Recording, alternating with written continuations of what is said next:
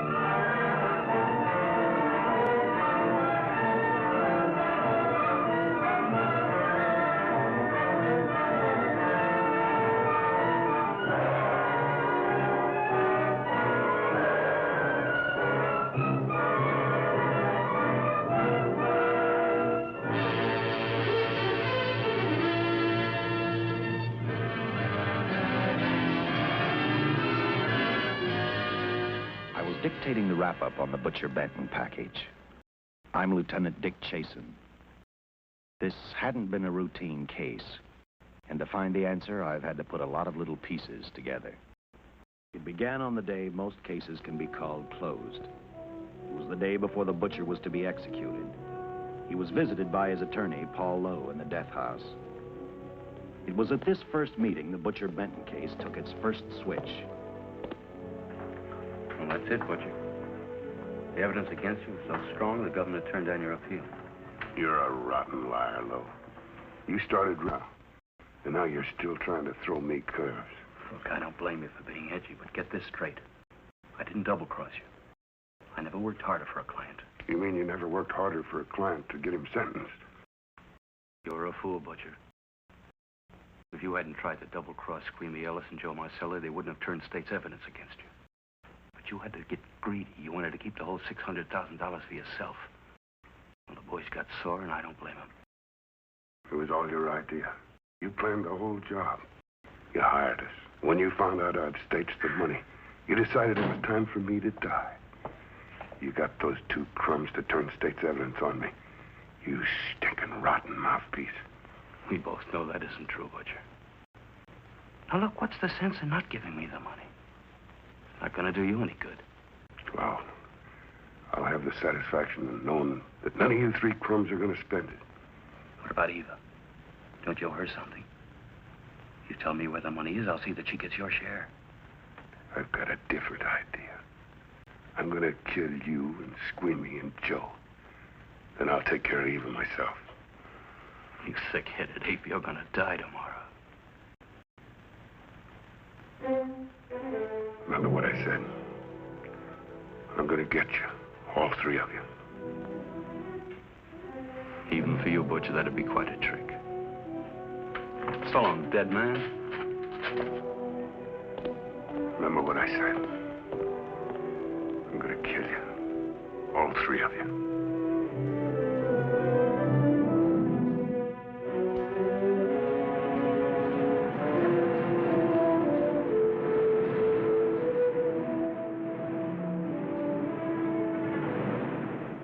Back in Los Angeles, two men sat in a barroom listening to a newscaster tell his headline story. He played up big the butcher's threat to kill Paul Lowe, Squeamy Ellis, and Joe Marcelli for their having turned state's evidence against him. Squeamy Ellis didn't seem happy over the butcher's threat.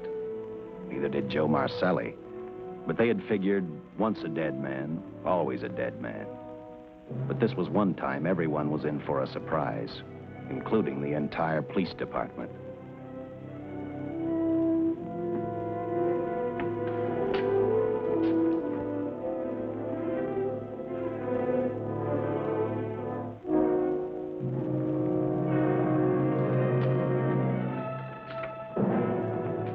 You seen the headlines, Captain? Teletype just came in from San Francisco. Butcher's execution is set for 5 o'clock this afternoon. And like the newspapers say, he still refuses to talk about that stolen money. Well, I still have hopes of coming up with something.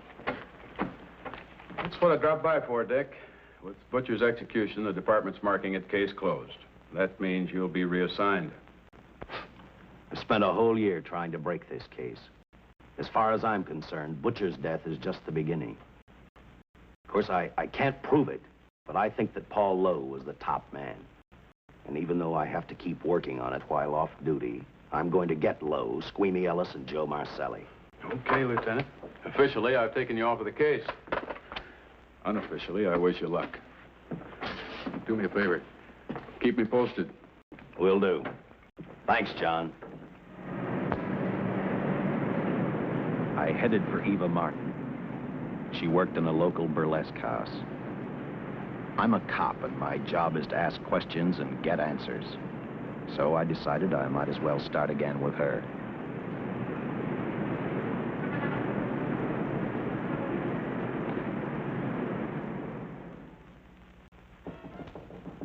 Come in. Oh. What do you want? I'd like to talk to you. Talk? You're a cop, aren't you? That's a good question. I can't even find a 3-ton armored car, let alone the $600,000, and I've been on the case a year. I've told you, and I've told you, and I've told you. I don't know anything about the money. I never did. Benton's gonna be dead in a little while. I thought it might make a difference. I never knew anything about the money. Call me dumb. I didn't even know Charles was in the rackets until the trial. Now, take it easy, kid. You're on, Eva.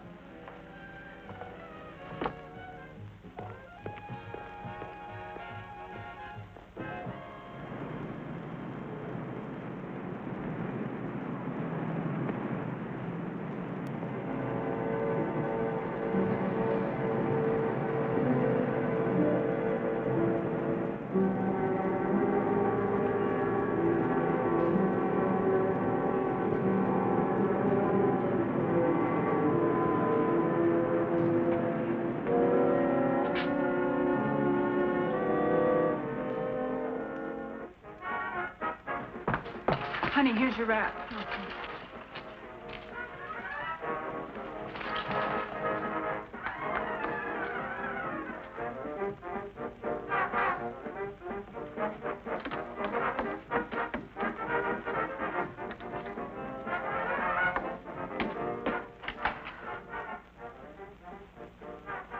A few moments ago, Butcher Benton, without revealing the whereabouts of the $600,000 stolen in the armored car holdup, paid for his crimes against society in the gas chamber at San Quentin.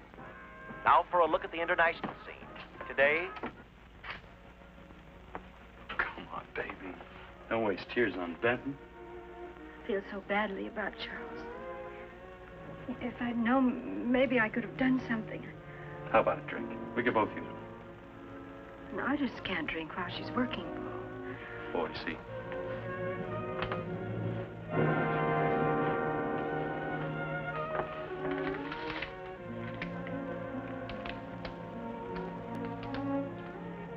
What's that? Well, now what's the matter? The message from Charles. He told me to open it if he died. Finale, Eva. All right. How about a steak after the show? No, thanks. Not tonight, Paul.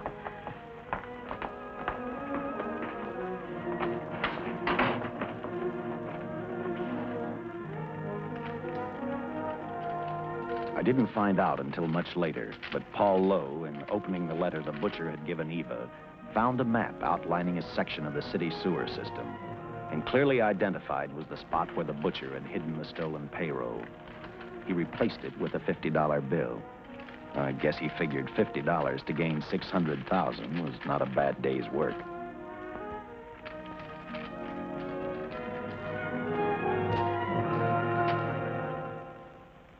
A few hundred miles away in San Francisco, the case took another switch, which turned the next 72 hours into one long, hideous nightmare. Dr. Bradshaw, a distinguished biochemist, was making preparations for a final experiment which he hoped would lead the way to a cure for cancer.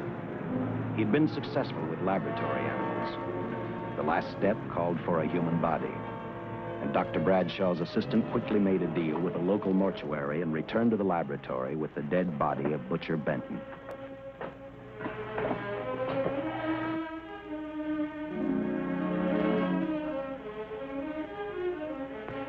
You made good time. Well, I didn't waste any. Any trouble? No, I just handed the money over and moved the body into your station wagon. That was that. Good. Get a syringe.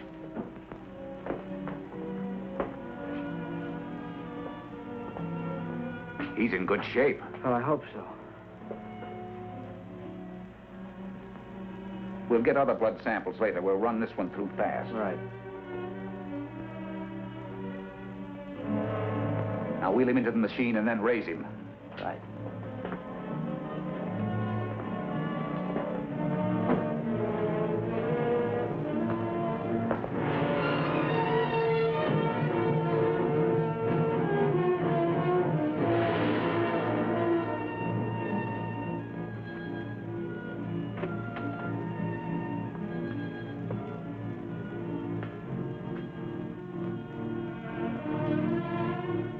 Ready? You mean you're going to give him 287,000 volts? Yes, yes. I'll get the fluoroscope set. We'll check with that before we start dissecting. Turn off the lights.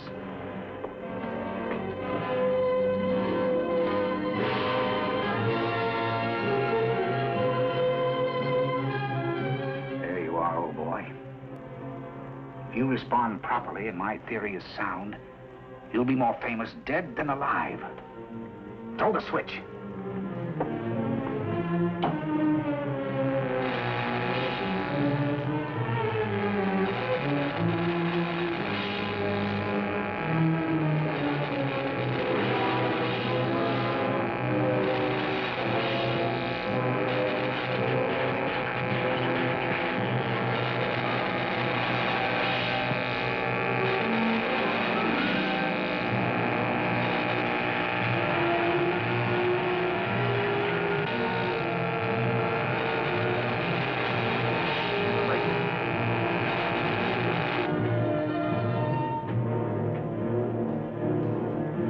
I thought I saw a pulsation of the heart.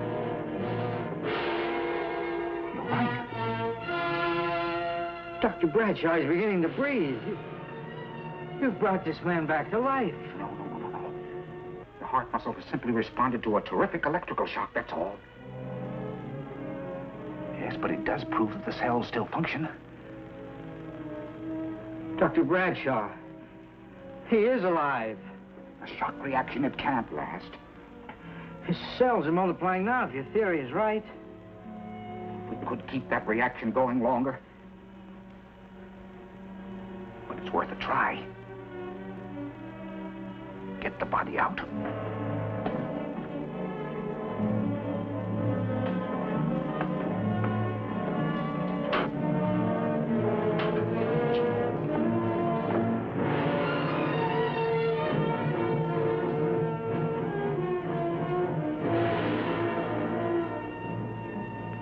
Get some adrenaline from the supply room. Some amyl nitrite, too. Hurry, hurry.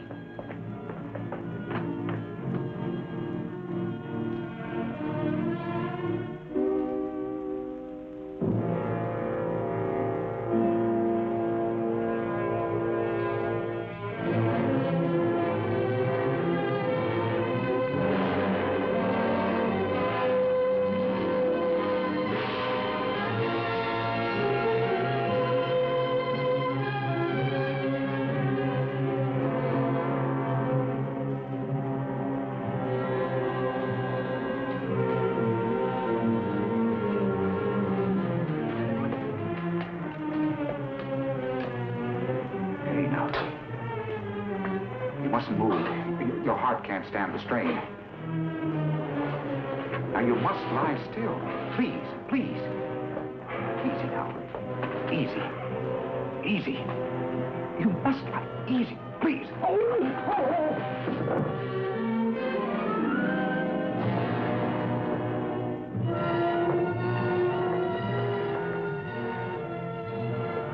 Dr. Bradshaw's experiment had given life back to the butcher.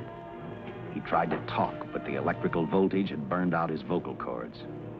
Yet it hadn't destroyed his brain. He knew who he was. He knew who he hated. As he stumbled about the room, I think he thought only about one: kill Lowe, Squeamy, and Joe Marcelli. The tremendous electrical voltage that Dr. Bradshaw had given the butcher had increased his cellular structure to the point where he was no longer a man. Dr. Bradshaw's experiment had created a vicious, brutal animal with an almost inconceivable amount of strength.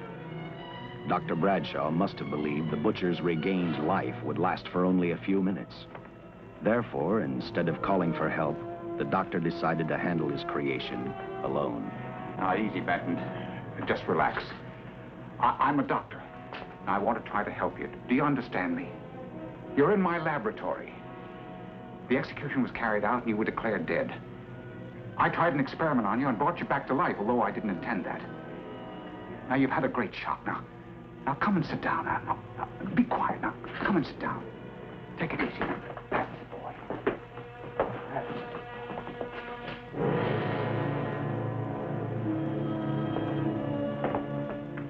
Careful. His reactions are violent. How do you explain this? Each cell must have multiplied 100 times, perhaps thousands. His strength is unbelievable. No, it's too late for the amyl nitrite. I want to get some blood samples, make some tests on him, find out what's happened. Get me a syringe.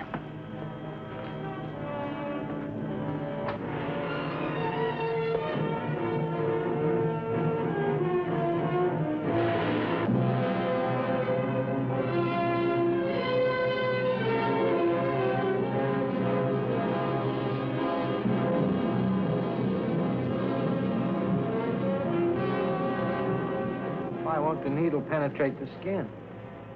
Tissue must be nearly a solid mass of cells. How are we going to get the blood sample? Surgically, perhaps.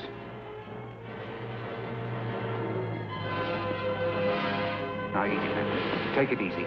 You can't leave here now. I'm responsible for your being alive.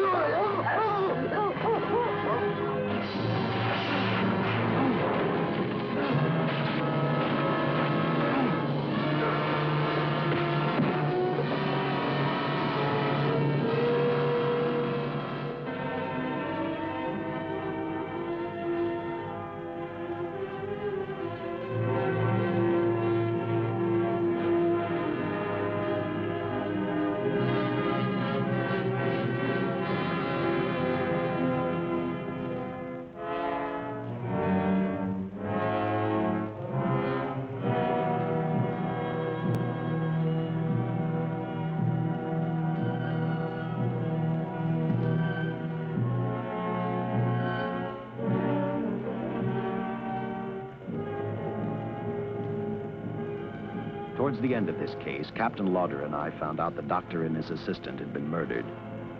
But I'm getting ahead of my story. The butcher didn't know how he had been brought back from the dead, and he didn't care. All he knew, he was alive. Then this monster-made man started thinking about Los Angeles.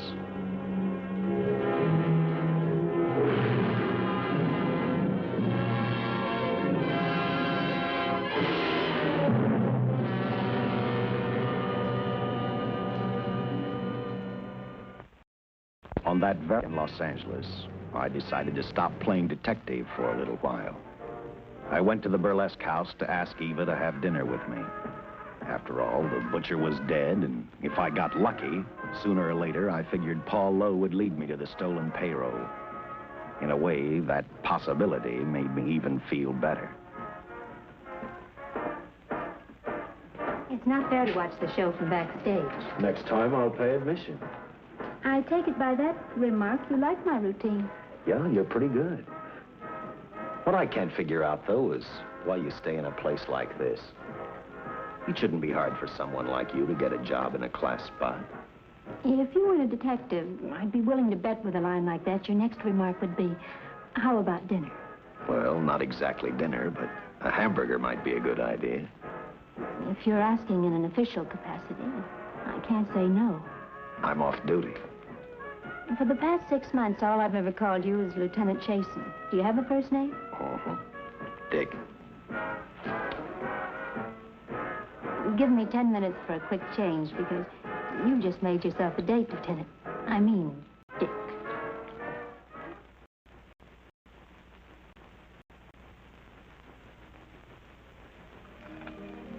You know something, Dick? I haven't had hamburger in the front seat of an automobile with a guy in a lot of years. Well, from now on, we'll do it more often. Funny. I always figured a policeman wasn't really a human being. I mean, unless he was arresting someone or trying to solve a case, he was unhappy. Shows you how wrong you are. In fact, everyone on the force gets fed up occasionally with the job they do. Maybe we're more human than anyone else. We see so much trouble, we get to hate the word. But as long as the world's filled with people, there'll have to be men who enforce the laws. What made you join the department? Now, who's making with the questions? No, honest, I'd like to know. Well, it's really a very short story. When I got out of the Air Corps, I knocked around for a while.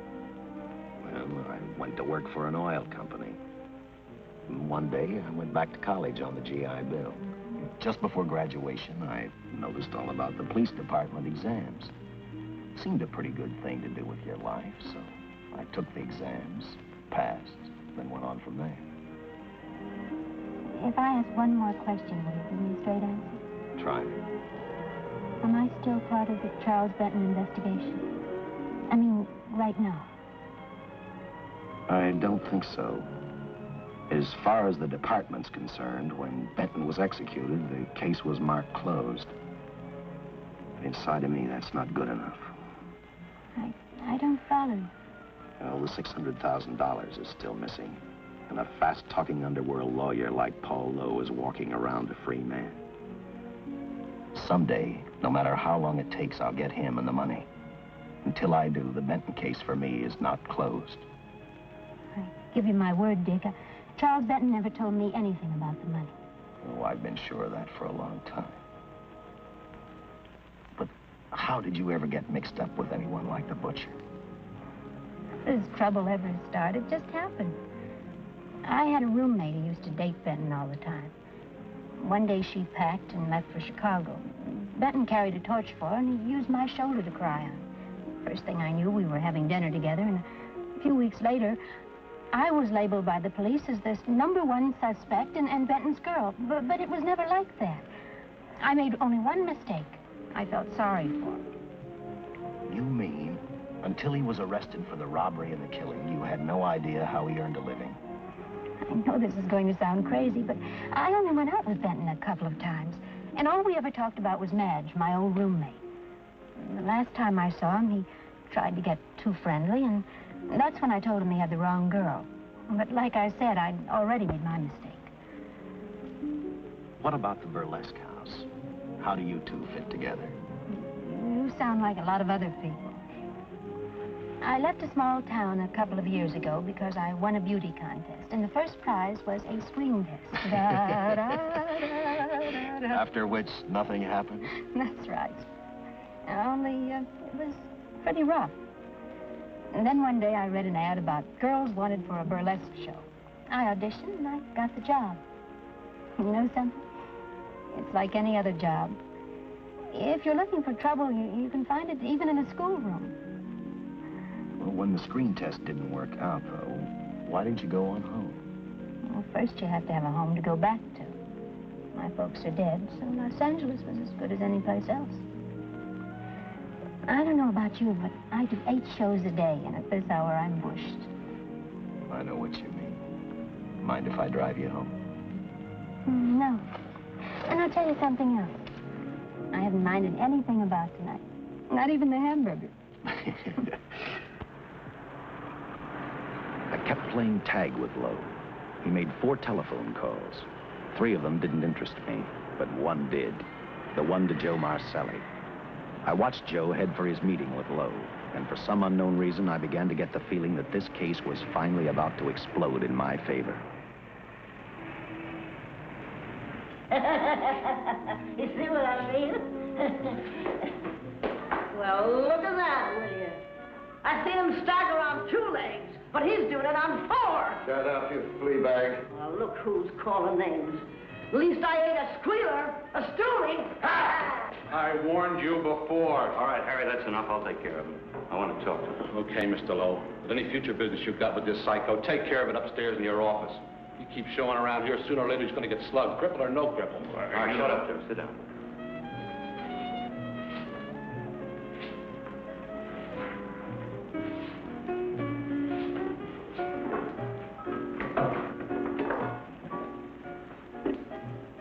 I need a shot. Bad. You'll get one after I talk to you. You sober enough to understand? Yeah, I run out of dough. No wonder. Look at you. You used to be the best torch man in town. Now I don't think you could crack a safe if you knew the combination. No jobs. Nobody wants me since I turned states on Benton. That's your doing. You taught me. All right, quit crying. I got a job for you. If you can stay off that stuff long enough. You know I can if I got a job. How much? What is it? There's $2,000 in it for you. Where? Right near where he pulled the job. Interested? $2,000 ain't much out of 600,000. There'll be other expenses. Besides, that money's plenty of. Now, you want it, or do I get another boy? I'll do it. How soon do you want me to go to work? Set it up for tomorrow night. Call me before noon. I'm going to the races. 1. And that's all. The job's over.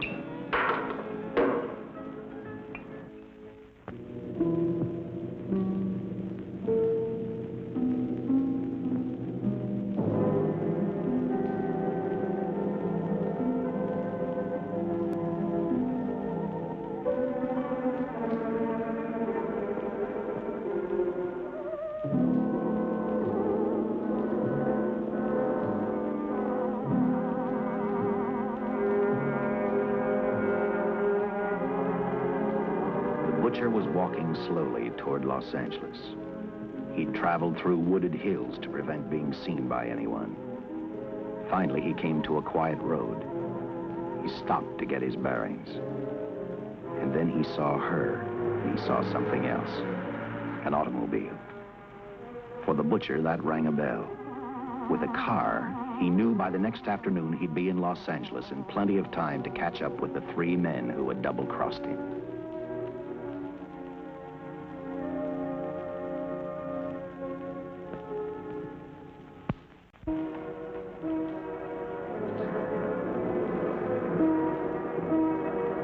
Well, see, you're a real gentleman to be helping strangers in distress. I hope you don't mind me using the babe here as bait. Quite a dish, isn't she? But that's what she gets paid for. Bait, that is. Yes, sir. She's a real shaker artist of my outfit. Carnival man myself. Just call me Connie. Yeah. Well, friend, we're in a little bit of difficulty here. Got a flat tire, brand new car, no tools in the back. Why, some of these dealers make my carnival grifters look like babes in the woods.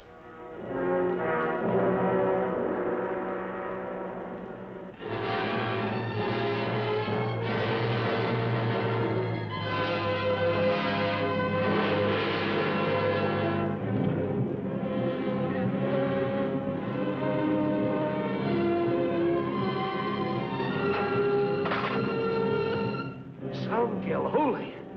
Say, who you with, friend? Let it down. Let it down. No matter who you with, friend, believe me, I can do better for both of us. I'll make a fortune for the both of us.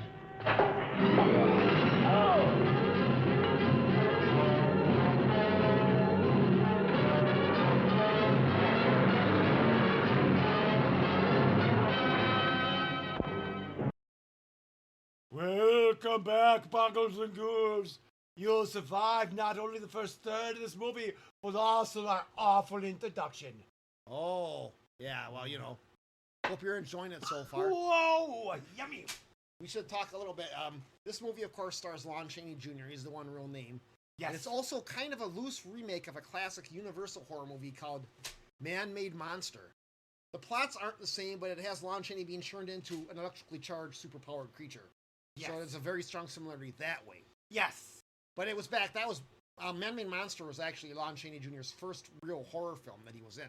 The Wolfman followed that. Now, one thing about Lon Chaney Jr. is when people think about the greatest Universal movie actor of horror, people don't realize that Lon Chaney Jr. is actually the king of Universal monster movie actors. He's the only one that played all four of the greatest monster horror icons. Well, obviously he's most known for the Wolfman, but he also did Dracula in Son of Dracula, where he played Dr. Acula, someone pretending to be Dracula's son. No, he played Alucard. Yeah, Alucard. I think you're thinking of Yeah, Ed yeah, Wood. no, Alucard, Alucard. The other anagram of Dracula. He played Alucard, who was pretending to be Dracula's son, was really Dracula, whatever. Well, the Universal horror movies are made in 2 cycles. First cycle lasted from 31 to 36. Those were the original classics, like with Bela Lugosi and Boris Karloff. Then they started making them again. The second cycle was from 1939 to 1946. That was an era of sequels and remakes, and they just cranking them out. Lon Chaney Jr. was the resident star during that time. Lugosi was in a bunch of films, but only in supporting roles. Karloff only did a couple. But that's why you saw Chaney playing all those monsters. And then Lon Chaney also played Frankenstein's monster several times. He played in one movie. I don't know if he played him in... He did in TV, but I don't know if he played him in any other movies. I thought he did. Okay. And then, of course, he was also famous for playing the Mummy. Not the original Mummy. He played Karis. Yes, he played the mummy everyone thinks of when they think of the Mummy. The big shambling undead thing that goes... Tom Tyler played him first in The Mummy's Hand, but Chaney took over after that. Yes. For the next couple movies. While Boris Karloff played the first Mummy, that Mummy was nothing like the Mummy everyone thinks of when they think of the Mummy. No. That Mummy was more like a Count Dracula from Egypt.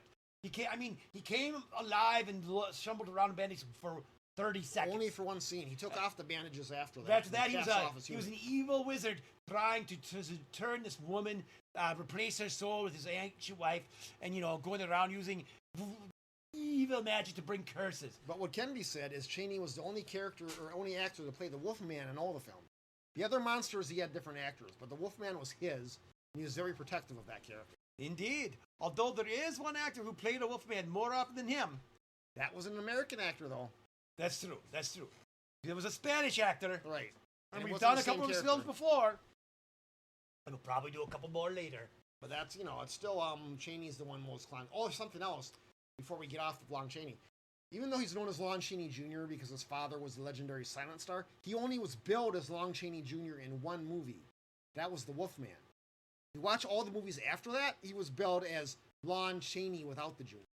Yes, and a lot of times there's confusion as to who is who, and a lot of times people say Lon Chaney was the king of horror movies. It's like, do they mean Lon Chaney Jr. or Lon Chaney Sr.? I think they're just combining them together. But I don't think many people are today are as familiar with the original Chaney just because silent movies aren't as widely seen. Right. And he only did a few that would really qualify as horror movies. Right. But Chaney was in all sorts of them. Oh, yeah. I mean, Jr. Yes. He was in lots of horror movies. Sadly, his father told him he should never go into acting because he's a big guy and the parts would have to be built around him instead of him being built around the parts. That is probably true. And it wasn't wrong. Chaney did a fair amount of typecasting. And then, of course, he started drinking, which made it worse. Yes. You look at this movie, it's like, okay, it's supposed to be a horror movie, but it's kind of a mystery movie, and then it's a dragnet with a costume and having narration and everything. Well, you got to remember, a lot of these horror movies were actually aimed at young viewers. They were intended for kids. That stayed that way until probably the late 60s. So kids would love a movie like this. Keep it moving, lots of color, lots of excitement, and also scares. The dragnet cop type things that were was very inspired by popular the TV show, yes. So them trying to get a cheap tie-in, that's to be expected. But you know what?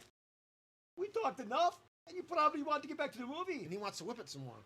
Even though looking at her beautiful faces and hearing her absolutely mesmerizing voices is a delight for all, we must go back to the movie and say, let's whip it! I mean, roll it!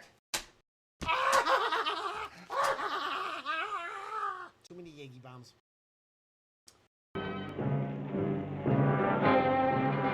An hour later, the San Francisco Police Department sent out an APB. Squads were sent to various parts of the countryside.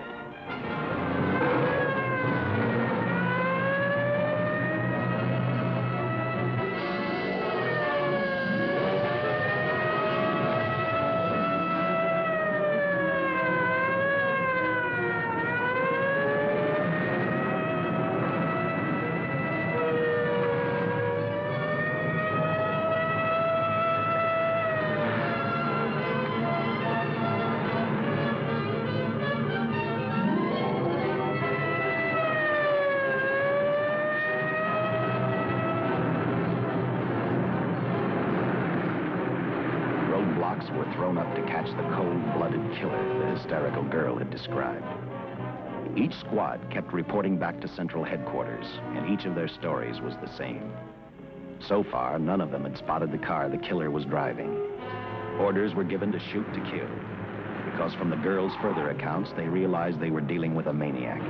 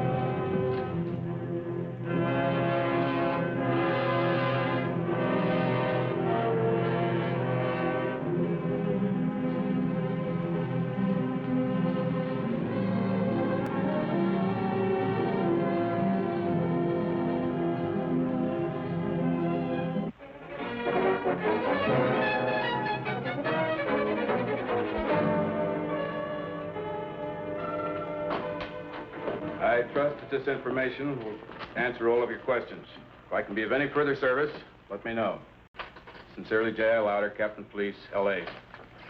Here's another all points from CHP, Captain.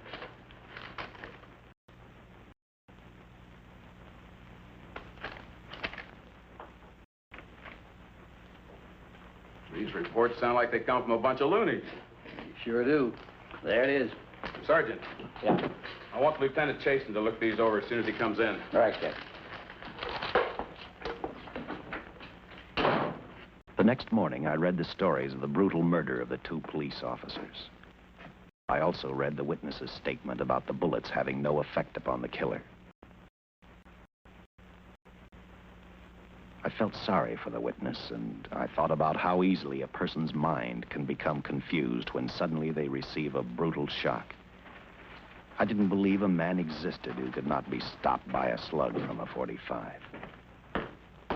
Good morning, Captain. You and the rest of the force are going on 24-hour duty. Seen the headlines? You mean this guy that's running amok up north? Yeah, the latest report, he's killed 2 police officers.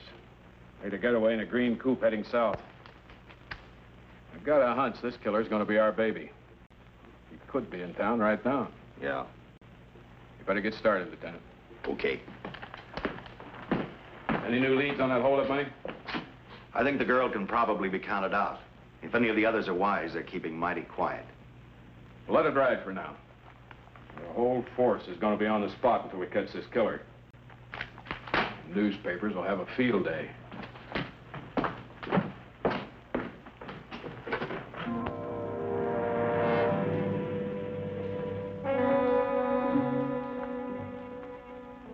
We were wrong about 2 things. The killer was already in our city, and we didn't know he was Butcher Benton. He headed straight for Eva Martin. He went to her dressing room to get back the map he had left in the envelope with her. He wanted first to check his money, then catch up with Lowe and the others.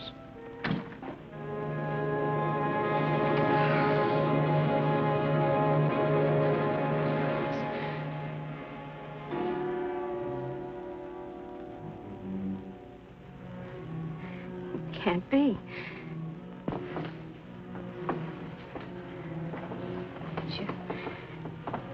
You do look like him. Only different somehow.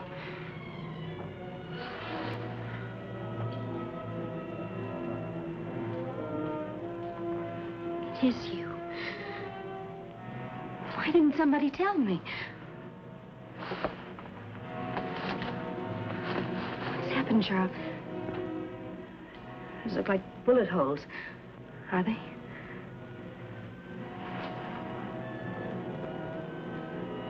There isn't even a mark.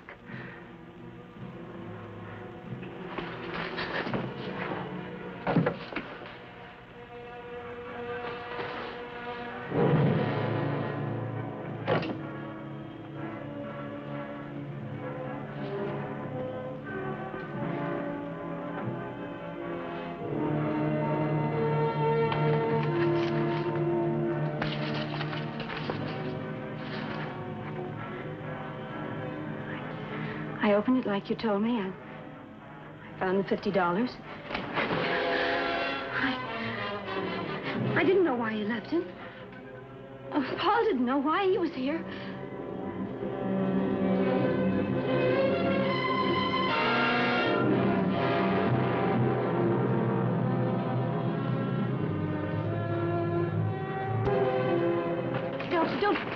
Don't play crazy. The name of Paul triggered his hate. He left her dressing room and started for Squeamy Ellis and Joe Marcelli's place. Because he knew, with them out of the way, Paul Lowe couldn't open the strong box where the money was hidden. He thought of Squeamy and Joe first. He was saving Paul Lowe for last.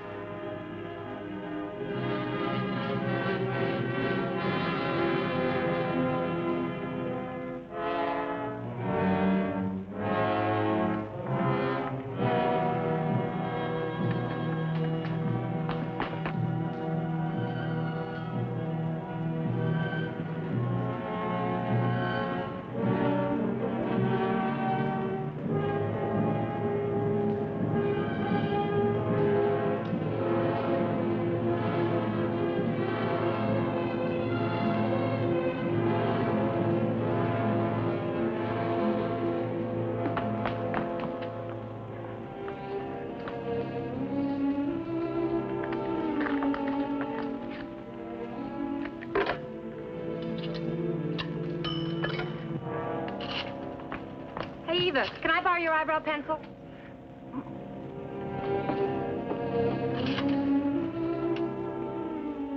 Operator, get me police headquarters.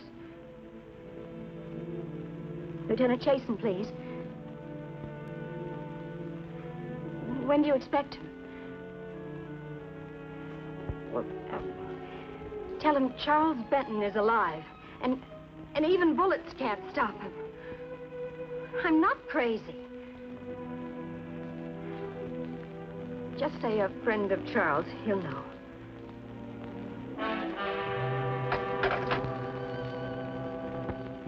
She tried to tell him the butcher was alive and on his way over to kill him. Squeamy didn't believe her, and in a way you couldn't blame him.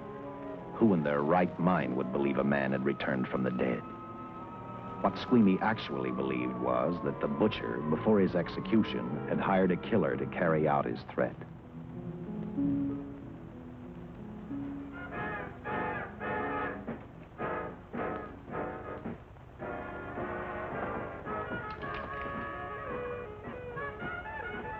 You sick? What? You don't look so good to me. 10 minutes, Eva. All right. Say, Eva, I could take over the matinee trick for you. What? It's easy. Look, Eva, I can do it. Stub-up-de-doo-doo-doo. Oh, Francine, I just thought of something. Yeah? Eva agreed to let Francine do the show. She hoped she'd be able to interrupt the butcher before he arrived at Squeamy's hotel. Or, failing that, at least be able to warn him to stay out of sight. You wanted me, Captain? Yeah, I just had a rundown on those fingerprints of the stolen car up north. We got nothing on the driver who was killed or the woman with him. Take a good look at these. There's something funny about these. Yeah. And the boys in the lab can't figure it out either. Those are the killers. They were found on the steering wheel. Looked like they'd been stamped in with a steel die. They sure do. These are Butcher Benton's. What? Well, they look the same to me. How do the lab boys explain that? I don't. Their best guess is a twin brother. An identical twin could have the same pattern of whorls with only slight variations. Ever hear of the butcher having a twin brother? No. Even if he did, it wouldn't explain these freak prints. You didn't pick up your message, Lieutenant. Some wacky dame calls you. And she says Charles Benton is alive, and bullets won't stop him. If we buy the twin theory... Who was she? Where'd she see him? Well, she wouldn't leave her name. Sounded kind of hysterical to me. Said she was a friend of the butcher's. Eva Martin. Get over to Farley's and see what that girl knows. Yeah. Some guys have all the luck. I never drew an assignment to the Farleys.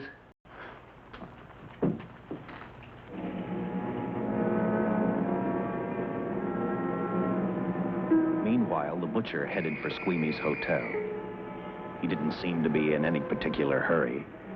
Actually, he seemed like any normal person, on his way to work or on his way home.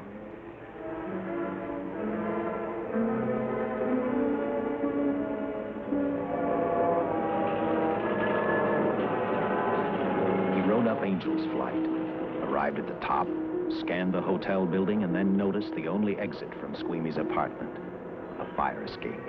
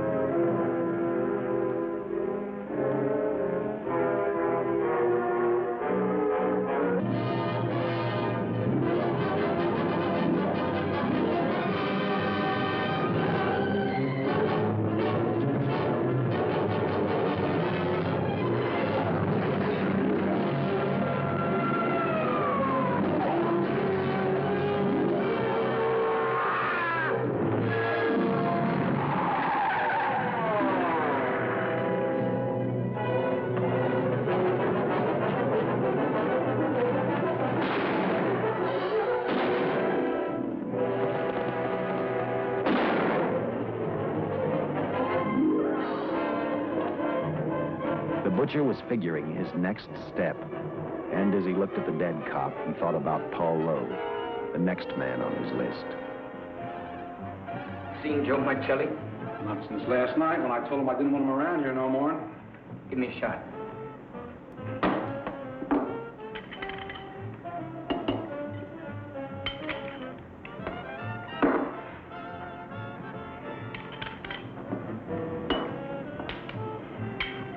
Look, I need help.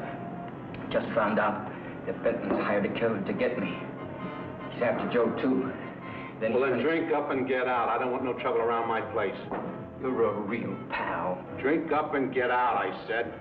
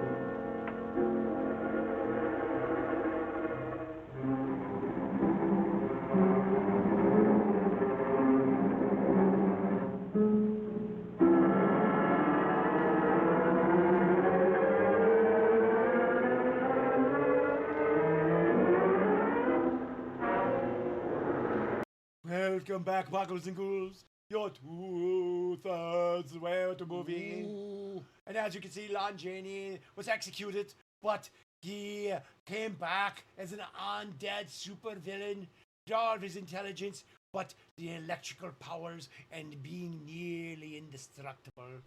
Cops are hunting him down, but can they stop him? Can they kill them? That's kind of funny, probably will, but you know something? Nowadays in horror movies, usually the monster turns at the end and it's kind of a twist. It's not really a twist though when you expect it. But in this case, in the earlier movies, you don't know. I mean, most of the time the monster buys it some way or another. Then they show up in a sequel with no real explanation. It's kind of interesting in the movies. If you get charged with a lot of electricity, you become a superhero villain. I think my most famous was Ernest P. Worrell, Electro Man. Yes. You would think about Electro Man. Yeah. But in any case, what else do we have to say about this movie before we release them back to their viewing displeasure? Not too much. I think we should let them get back to their viewing displeasure. Very well. It is time for us to let you return, and we will say, let's roll it. Or should we say, whip it? Whip it! Whip it good!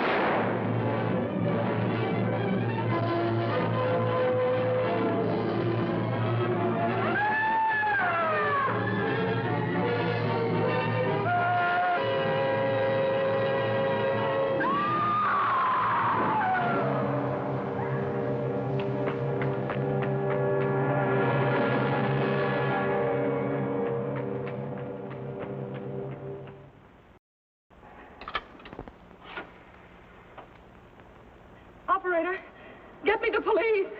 Police! Yes!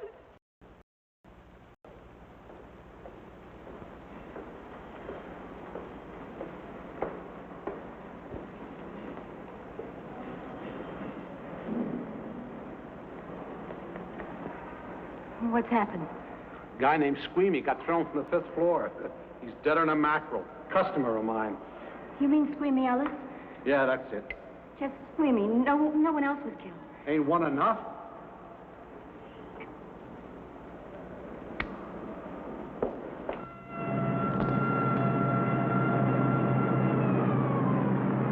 I tell you, the bullets never even phased him. He must have been wearing a bulletproof vest.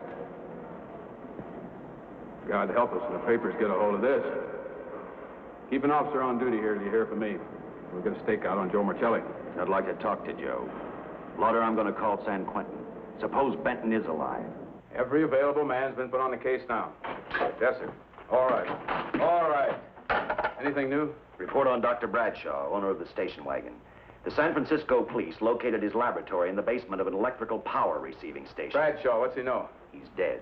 And another man, too, his assistant. The lab is a shambles. But now we're getting some action from San Francisco. Benton's body never arrived at the mortuary where it was supposed to go. An attendant there finally broke down, admitted he picked up some quick cash by handing the body over to a man he was unable to identify. The man was driving a station wagon. Blasted man, the chief's on my neck, and the commissioners are on his, and the mayor's on theirs. Now, am I supposed to tell them that our killer is a dead man? They found a notebook in Bradshaw's lab. It ties his experiments in with a Professor Dwiggins at Caltech. I hope to hear from Dwiggins soon. Captain, report from the valley on a hysterical woman. Reports the presence of the killer. There's the location. Let's go.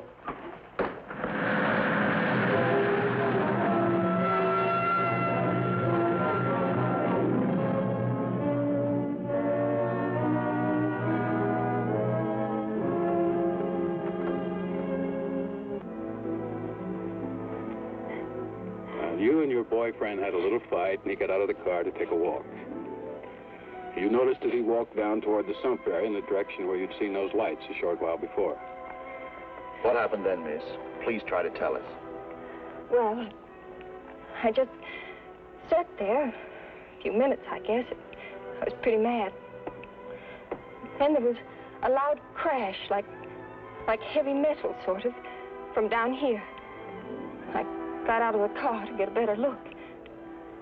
I heard Jimmy cry out something. I couldn't make out the words. Then down here, in a patch of light, was Jimmy. And coming toward him was this man. Big man. Lifted Jimmy up over his head like he didn't weigh a thing. Jimmy screamed. Just once. Before he broke Jimmy's back. I heard it snap. Not far away. Then I started running till I found this house. They let me use the phone. Thank you, miss. We'll see that you get home now. O'Malley, see that the young lady gets home all right. Paul Lowe, while driving to his office, heard a radio commentator report the murder of Joe Marcelli. And what shocked him most was when the broadcast identified the killer as possibly being the butcher. Lowe headed straight for Eva Martin at the Burlesque Theater. Oh, you gave me a start, Mr. Lowe. What are you doing here? Where's Eva? Oh, I'm taking her place. I'm going to wear her costume. What's it to you? I asked you, where's Eva? Hey, don't get physical. Well, watch your tone of voice, Buster. I told you. Little Eva isn't here. I could see that for myself. Where is she? She's at police headquarters. That's where she is. Yes, sir. No, sir. Captain Lauder's still with the mayor. The killer dropped out of sight. He was last seen in the Hollywood area. Yes, sir. We know he's dangerous. Every angle's being covered. Yes, sir. I'll tell him.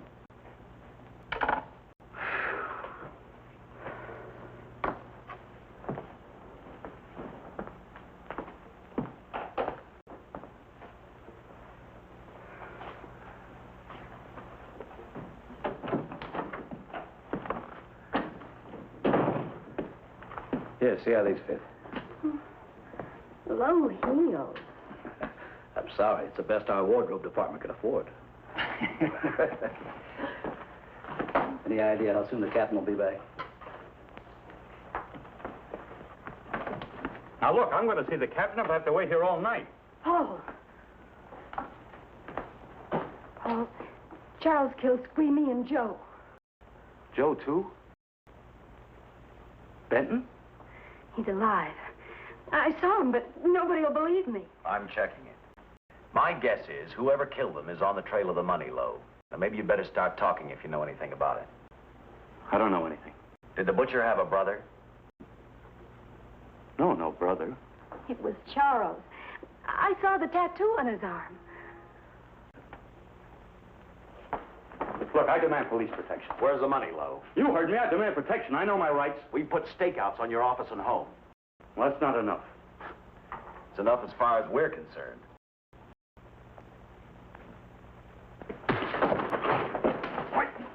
Are you gonna book me, Sergeant? Then throw away the key.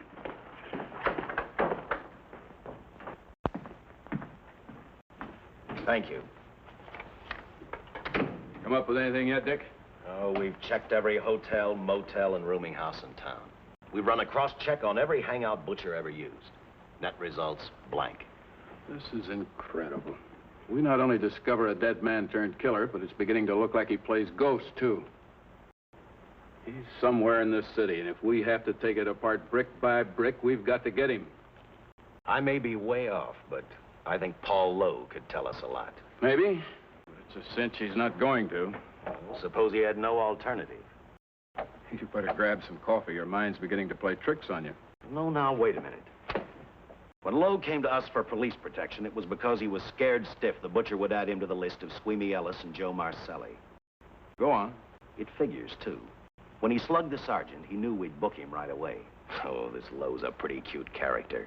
But we can play the same game. You mean we'll threaten to release him? Well, not exactly. You tell him you realize that he was excited, that throwing the punch was accidental. Tell him we're not going to make a charge, that he's completely released. Lieutenant, you know we can't do that. Lowell made his first mistake when he hit the sergeant, and that'll get him a year. As far as the department's concerned, at least it's a small victory. If my hunch is right, Lowe won't want to be on the streets with the butcher looking for him. And he may talk, and talk a lot. Enough maybe for us to get rid of him permanently. Even lead us to the butcher. If he's frightened enough, that might work. But if it doesn't... No, Dick, I'm not going to release him. I want him out of my way so bad I can taste it, but not bad enough to be responsible for getting him killed. The good thing about that, Captain, is the fact we know it, but Lowe doesn't. Let's give it a try. All right, Lowe. Come on out. I think you'll find everything in there. You're free to go, Mr. Lowell. Wait a minute. Who do you think you're kidding? You arrested me for assaulting an officer. Court, I'll plead guilty. With luck, I might get off with 6 months. For a lawyer, you're forgetting a very important point. If no charge is made, there's no trial. It was a tough day for everyone. We figured your nerves were on edge, and when you threw the punch, you didn't know what you were doing. I've squared everything with the sergeant. It's all over, all forgotten. Yeah? Why'd you bring a stenographer? Simply because I wanted a record of our conversation at the time of your release. Okay, Lowe, let's go. Oh, wait a minute. Once out on those streets and I'm a dead man. If you let me go, you'll be responsible for murder. Oh, come off it, Lowe. You're imagining things. You know the butcher threatened to kill me. If you set me free, he'll do it. Well, that's just a risk we'll have to take. But the way I look at it, Mr. Lowell, you'll be okay. Look, Captain, I'll make a deal with you. You keep me here, and I'll tell you how to recover the money. Maybe even catch the butcher. No deals, Lowell. You'd probably tell us anything just to stall for time. Come on, let's get out of here. Now, wait a minute. All right. I'll tell you the truth. Start taking this down. I, Paul Lowe, hired Butcher Benton, Squeamy Ellis, and Joe Maselli to pull off the armored car holdup. And then Lowe continued with his confession. He told us about finding the map. He showed us the exact location of where the butcher had hidden the stolen payroll. And he gave us a most important answer. The explanation as to how the butcher was able to elude detection. His means of escape was the sewer system beneath our city.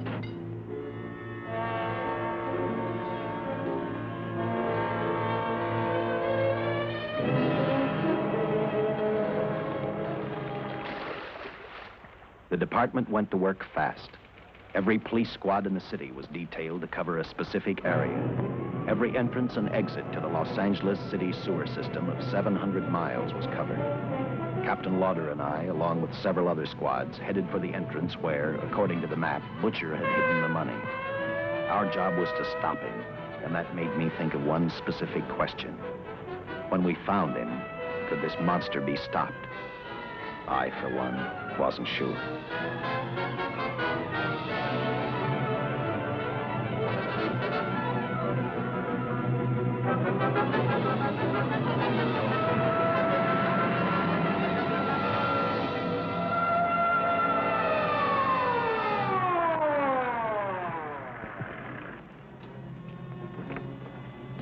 Everything all set, Lieutenant? City engineers mapped out each possible exit. A squad of officers are spotted at every point. If the butcher can be caught, now's the time. Well, after I talked to Caltech, I called on the fire department for a little help. The professors thought a flamethrower might stop him. Flamethrower? I suppose their boys have had a chance to join our squads by now. I see we have one with us here. Have you thought about what'll happen if this doesn't work? No. I've been praying too hard that it will work.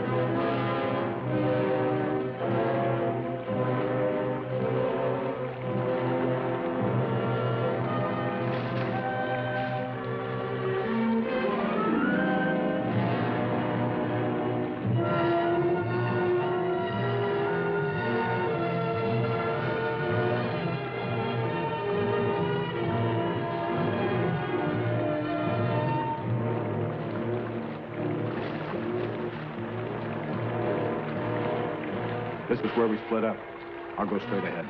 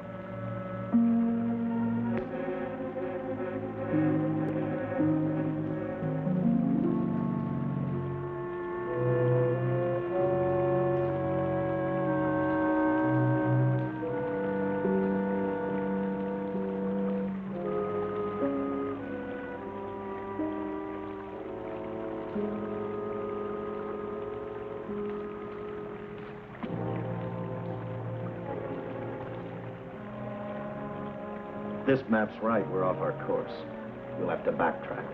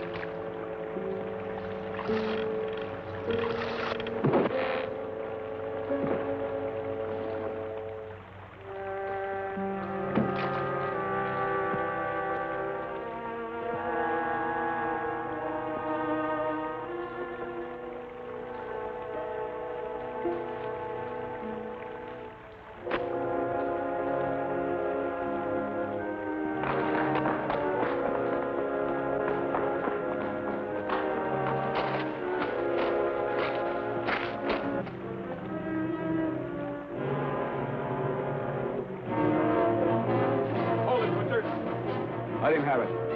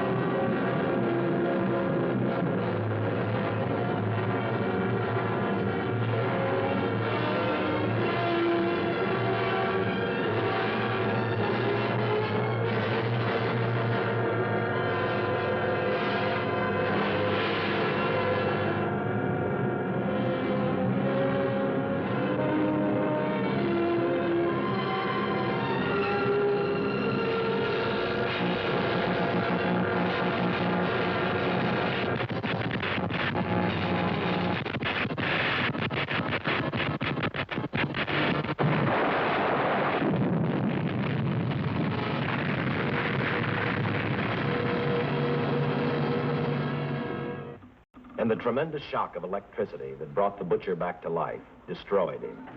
The $600,000 stolen in the armored truck robbery has been recovered. Case closed. Well, here are the scientist's comments for your records. I had to fill in a few spots with my own guesses, but I guess that's about the size of it. Did you get any sleep? Oh, some. Not much. How's the girl today? Well, I called the hospital about an hour ago. She'd gone. Gone? Where? She told them she was a working girl and that she'd been away from the job too long already. Quite a girl. Yeah. Say, how about that time off I've got coming? 48 hours, beginning right now. Get some rest, Dick.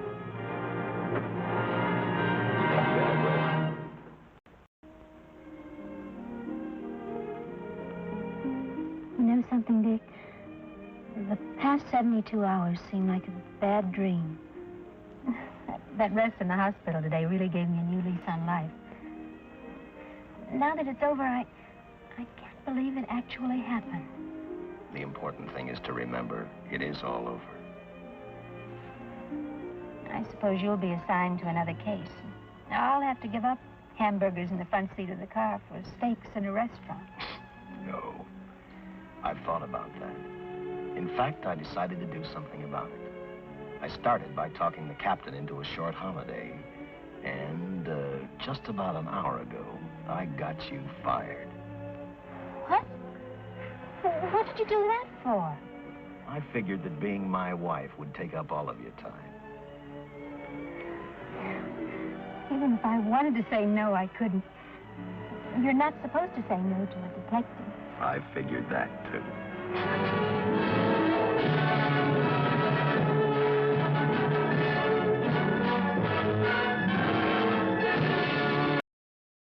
Welcome back, buggles and ghouls! Guess what? What? You survived, Freaky Flix! Oh, did they? Did they really? Do we know for a fact that they survived Freaky Flix? I don't, I'm very cynical in my old age. I don't necessarily believe that you did, so I want to have some proof that you survived Freaky Flix. Why don't you tell them this time how they can prove they survived Freaky Flix? All right, you can go onto our YouTube or Rumble page, and you can click the like button. You can leave a comment. You can click the share button. And above all, subscribe, subscribe, subscribe. Because we need subscriptions in order to unlock the features on the Rumble and YouTube. You might be seeing us on the horrorhost.net, the Vortex, or you might be seeing us in your local theater, or on Oshkosh Live, or Ryoko, or Rumble, or whatever. What It's other expanding. Oh, well, just keep your eyes open all over the media. We are going to be everywhere. We're going to be spreading like a fungus. Right, we're going to grow all over you. Oh. Infect every corner of your. Oh, that's a lovely thought. Indeed. Speaking about infecting everything, we are going to return you back to reality. You can go back to your normal life, no longer being plagued by our lovely presence. But don't worry. If you miss us, we're never too far away. Nope. We will always be lurking in your nightmares and haunting your dreams. And digging through your underwear drawer. Even last time.